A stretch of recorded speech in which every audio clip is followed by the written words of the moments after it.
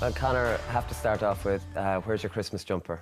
I didn't get the memo, Willie. I was told to just to dress smart casual. I'm living, it's like some sort of wind-up here on me. Looks well on you, mate. So how's things anyways? Good, all good, yeah. Probably been a long year, you know, but it's nice now to sit down and reflect back on what was a long and relatively successful year. Yeah, so how do you spend your downtime, you know, because like you said, it is a long year and you don't have very much of it. Yeah, I suppose, as you say, you don't get that much time, but, you know, at this time of year, it's just nice to sit down and go out with a few of the lads from around home and do things that normal people do during the year, you know. As I say, you don't get a chance to do that too often, so it's just nice to have a bit of time to yourself. What's your opinion on, you know, you're saying you go out, meet your friends, and it's almost like some kind of novelty that you're going out to meet your friends, and there's a lot of people talking at the moment about, you know, the life football balance and getting that right. And if you want to meet your friends for a few drinks on a Sunday evening, you know, and watch a match, that you should really be allowed to do it. You know, has it gone too far now that that's kind of been taken away from a lot of players? Well, to be fair, within our group, you know, and within the Monaghan setup, it's very much a case of you do what you feel is right for the team. There's no barriers, there's no set agendas. Surely, yes, when you're coming up to championship and things like that, there, you know, but I think it's a case of if you want to get to where you want to go, you kind of have to knock the socialising on the head a wee bit. Yeah. You know, it just doesn't mix. Like, you would meet a lot of players in the international rules and stuff. Are these kind of, I call them horror stories almost, of, you know, 3-4 month drink bans? Like, that's, from your experience, that's not realistic. Well, it has happened with Monaghan in the past, but at the minute, yeah, you know, it's a case of you do what's best for you and what's best for the team. Like Malachi's, in fairness, he's been very good to us that way in regards that he trusts players and he trusts boys to do what's good for the individual and what's good for a team. There's times when you go out after a league game or things like that, but as a general, it doesn't be too often, you know. So just on your routine, we know about all the gym work, and Ty Kennelly was talking during the week about, you know, there being too much focus on gym work and not enough on football. So for example, for your routine, you know, you do probably, you know, heavy training on the field Tuesday, Thursdays. Do you do would you be coached on a Saturday and have specific training sessions where you talk about your game plan and, you know, where individual players are told what their job within that is? Yeah, you would have that. Probably not so much at this time of the year because, yeah, you know, at this time of the year and going forward in January, February and throughout the league, it's more, you know, just getting fitness into the legs and getting ready for National League games and things like that. But as the year goes on and the year develops, you know, there's sessions set aside for, you know, for coaching and talk-throughs and drills and things like that there, and, you know, that's all part of it as well.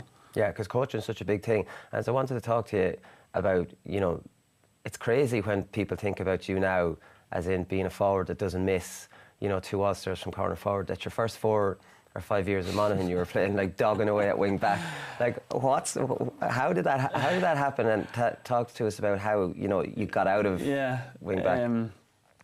I suppose when I was younger and playing juvenile football and all that, I would have always played all my juvenile football as a midfielder in my own age group, and in a couple of years ahead of me I was always in the forward line, and between them two, probably towards the end of my teens and into minor level, I probably didn't develop physically as much as I probably needed to, and I ended up playing as a sort of a wing back in teams maybe a year or two older than me, and I think that I carried that on into my club with Clontibret. As a youngster, I played between half forward and half back for a couple of years, and after my first full year in with Clontibret, I was called into the Monaghan setup, and like that, Banty sort of carried that on, you know, wing back, wing forward type roles, and as I got hit the gym a wee bit more and developed more physically, by the time I was 19, 20, I was sort of drifting towards the full forward line with Clontibret, and it sort of just went from there. I think 2008,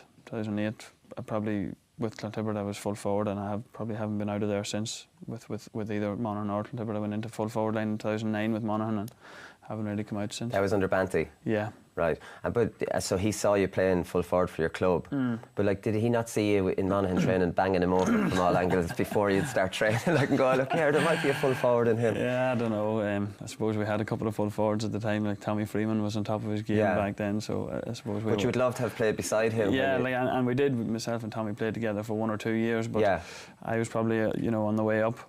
and Tommy was at his peak at that stage, you know, so it would have been nice for the two of us to play together at one stage, but it wasn't to be. At the peak of your powers. Yeah. You know, and so when you went to full forward, and this is interesting to me because I would have gone from wing back to full forward as well. So when you got full forward, like, are you figuring all this out for yourself? You know, what runs to make, how your game suits full forward? You know, how did you kind of become comfortable in the position? Yeah, well, I suppose, again, it goes back to when I was a juvenile. I would have played a lot of football in the forwards and the full forward line, so it wasn't totally alien to me either, you know. It was just about getting back at it, and you know, I never really thought too much about it. I just went in and played from there, you know. It wasn't something that I had to go and think about. You know, it probably just came naturally to me because I had played in it as a youngster before, you know. Yeah, the extra layer then with Monaghan is that the style of football you play, you're going to be double marked, maybe triple marked all the time. So not only are you moving to a new position, you're having to contend with, you know, 3 fellas around you. Yeah. Well, I suppose like the way club football has gone, you know, this last 5 or 6 years, it's the same thing anyway. Yeah. So you're not really coming up against anything different when you play with Monaghan than you are with your club, you know, because that's the way football has gone. And I suppose you just have to get used to that level of attention or whatever. And as you say, maybe a wee bit more figuring out on it now than maybe there was maybe 3 or 4 years ago. But yeah, it's all part of the challenge. Do you enjoy it in there? Like, is it difficult, like, to have the patience to wait? Because you could go 15 minutes without a touch of the ball, whereas when you're wing back, you're always involved in the game. Yeah, you're not dependent on someone else to give you the ball. Yeah, that's the beauty of playing it in the half back line, is that you're always involved, and it's probably you're depending on yourself to get into the game. Yeah. Whereas at times when you're playing full forward or in the full forward line, you're dependent on the service you get or whatever. But again, you know, when you have the guys out the field working as hard as they do, you know, you can be sure that you're going to get ball. It might take a couple of minutes, you know, with the way teams are set up and things like that, but you just have to bide your time and be ready for when it does come, you know. Yeah. Is the pressure difficult, because not only are you captain of Monaghan, but like you're responsible for half of their scores as well. So you're going out in the field, and it's not like a normal just one of the other 15. Whereas if I play bad, I could get taken off. You know, we could still win. Like if you play bad, like it's fair enough to say that Monaghan are in huge trouble. Well, I don't. To be honest, I don't really see it like that. I honestly don't. You know, it's just you go out and you're part of the team, you know, and you do whatever you can for the team, you know, be it scoring, tackling back, because as forwards nowadays, part of your role is defending. You know, the way teams are set up, counter-attacking and everything else, you can't let your man go, and that's probably your first job. You know, strange and all as it sounds, but the way things has developed over the last 4 or 5 years, you simply can't switch off defensively, and that's probably one of the first things that you have in your head going out on the field. And from that point of view, you can probably play your way into a game as well, that wee bit more, you know. Yeah. So you're not standing waiting on the ball to come in. Sometimes you have to move with your man and go back and maybe get involved in the game a wee bit more as before. Maybe you'd be standing waiting in the full forward line, you know. Yeah, just even win a turnover is kind of half of your job as well. That's part of your job, and I think to an extent that'll help get you into the game, you know, if things aren't going your way or whatever the case is, because you know if you're doing that, you're working as part of the team, and you're getting involved in the game as much as anybody else. We had gone as low as we could, and it's about just building that back up, and Malachy came in and put a bit of confidence into us. From an Ulster person's point of view, you don't want to lose the prestige that is attached with the Ulster Championship. Talk to us about the Tyrone game this year, because that's, you know, you obviously won the Ulster Championship. I don't want to ignore that completely. But the Tyrone game made massive headlines for all the wrong reasons as well. And, you know, you played against Donegal in the Ulster final, and it was an incredibly intense game, but there was no nastiness in it. Like, what is it about Tyrone that brings out, you know, the kind of worst in both teams? Because, like, you know, there was diving on both sides. I'm not too sure. I suppose there's an air of familiarity between the two sides, not just this last number of years, but, you know, Monaghan and Tyrone will have met, you know, several times, even since I came in 2007. You know, it was my first full year with Monaghan. We played Tyrone in Ulster final that year. We played them in an Ulster final in 2010 as well. We played them in the championship in 11 and 12, you know, so there's been a fair few meetings between the two teams, and even throughout, you know, juveniles, a lot of them players would have played each other in minor finals, under 21 finals and things like that. So, you know, there's and they're border counties as well, you know, so you're going to get that, you know. I suppose, although it was in an All-Ireland quarter final, it was not the championship game really, you know, and you know, everybody knows how tough and intense Ulster football can be at times, and you know, I think that's just all part and parcel of it. Is there a dislike, you know, between the two squads? No, like there's any amount of them lads that I'd went to college with, and a lot of our fellows would have went to college with and would be very friendly with, you know. But once you cross the white line, you're going out to do all you can for Monaghan, and likewise the same for them boys from Tyrone, and you know, you go out and do what you have to do. Yeah, so like I think Sean Kavanagh came out recently, and he said that some of the things that are said to him on a football field, he wouldn't even like to repeat. You know, and you constantly see verbals going on. You know, you're involved in them, everyone's involved in them. Like, are there really nasty things being said here, or is it just kind of winding each other up?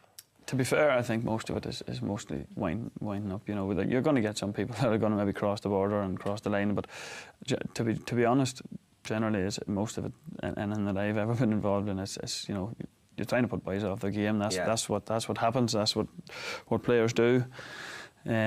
But to be honest, most of it's fairly innocuous now. Yeah, it's demoralising though. You kick a wide and three lads come over and they're pushing you and they're laughing.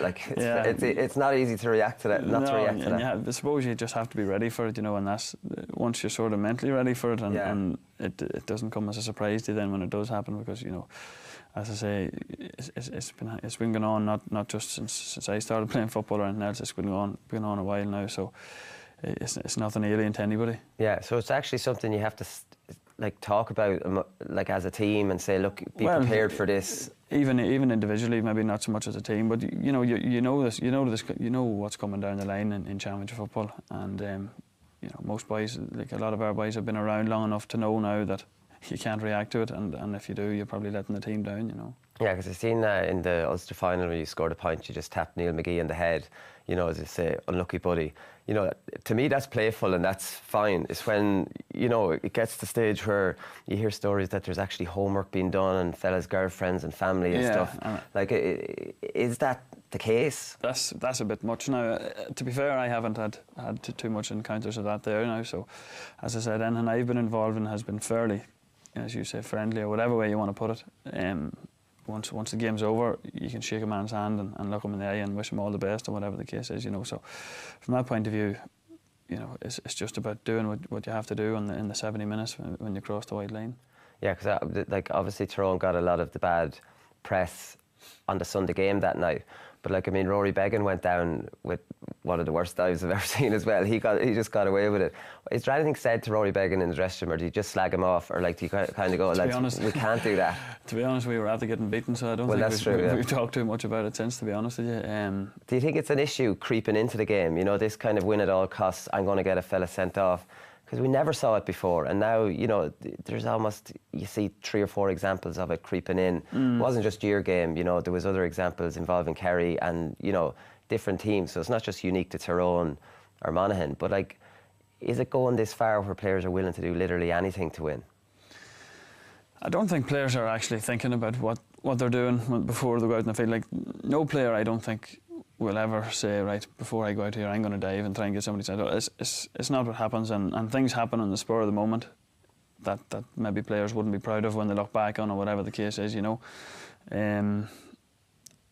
I think players are investing so much time. We're after talking there about, you know, how much time and effort is going into training nowadays, you know, between gym work and pitch sessions and coaching sessions and your own kicking sessions and different things like that there. Players invest so much time and effort into it that whenever they do get onto the field, I think they just think about winning, and you know, to justify the amount of time and effort that you put into it, you need to be winning, I think. And as I say, it's not something that players go out on the field thinking about, right, I'm going to dive here, I'm going to cheat, or I'm going to do this or that or the other. It's just about, you know, doing what they can for the team, and sometimes you can be right, sometimes you can be wrong. Yeah, I think I read somewhere that you said after 2012 Monaghan were at a, you know, really low ebb, and players met each other together, and they actually went to the county board, says, we want Malachy O'Rourke. Yeah. Is that how it happened? That's pretty much how it panned out, you know.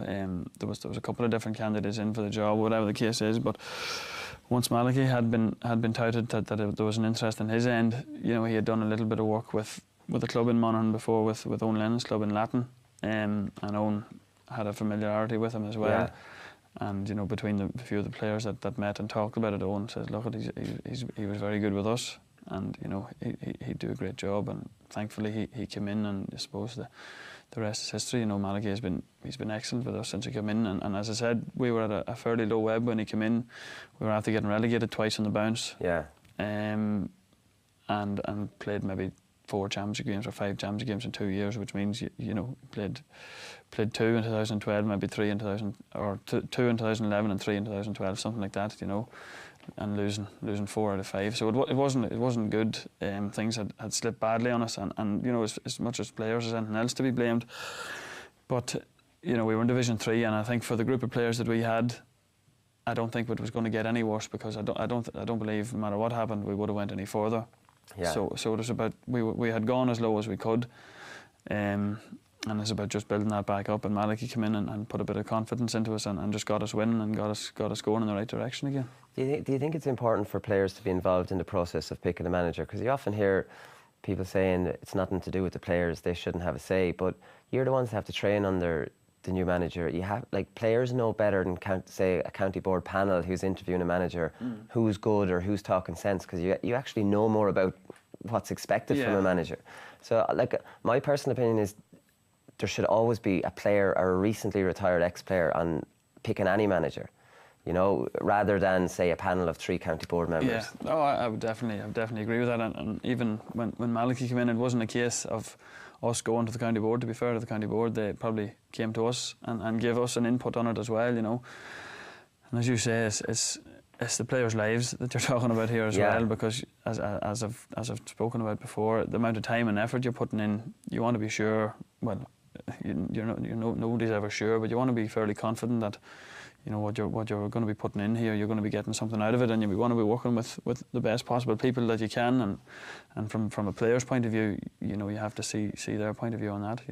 How do you see the state of Gaelic football now? There's a lot of negativity about it. We are coming off a poor championship, a poor year, in my opinion. Yourselves in Donegal, you'd say, was a good game.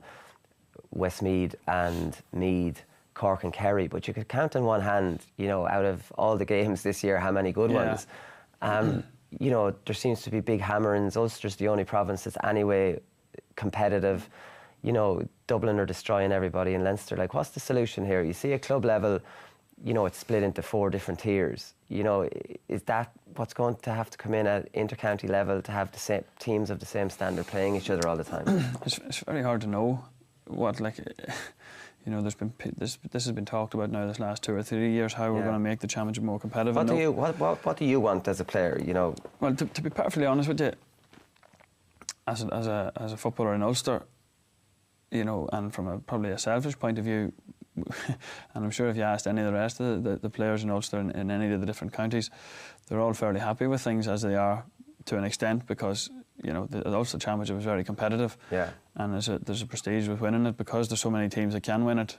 It's very much a competition that all the teams in Ulster are vying for at the start of the year, and then you get out of Ulster and you go on ahead to an All-Ireland quarter-final. So from that point of view, it's not too bad from the Ulster players. But then on the flip side of that, though, you have to win 4. Well, and Kerry, for example, Cork have to win 2. Yeah, and even if you look at, I suppose, if you look at Donegal, where they came from this year, they had 4 or 5 really tough games to get to an All-Ireland quarter-final.